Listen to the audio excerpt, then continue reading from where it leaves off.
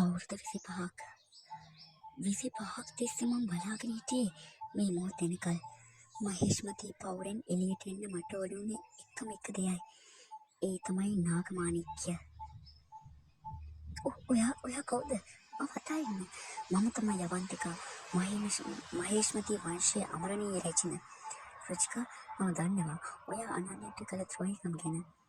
ඒ වගේ මම දන්නවා ඔයා නාගමාණික්‍යන් තියෙන කෑදරකම. ඒත් ඒක දැන් අයිති වෙන්න ඕනේ මට. අනන්‍ය දැන් ගොඩක් බලවත්. ඒ ගාව ක්‍රිෂ්ණ ගැන ශක්තියක් තියෙනවා.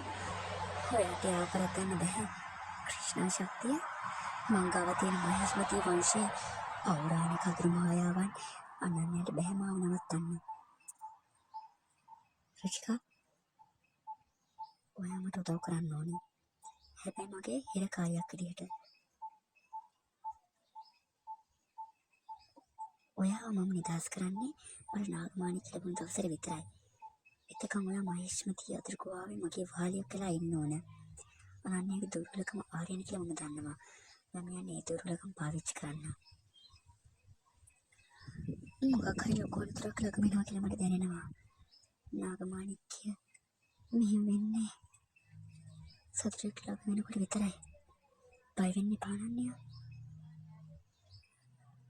අපි යමුනාව ඉවර කරා. දැන් අපිට තියෙන සූර්ය වංශය සහ නාගලෝකයේ ඒකාබද්ධ ශක්තිය. කවුද අපිට අභියෝග කරන්නේ? ඒක සාමාන්‍ය සතුටක් නෙමෙයි ආර්යයන්. මහේෂ්මති වංශයේ අතුරු සෙවණිලක් මට පේනවා. අවන්තිකා රචන. ඒ අවදි වෙලා රුචිකාව හිර කරගෙන ඉන්නේ.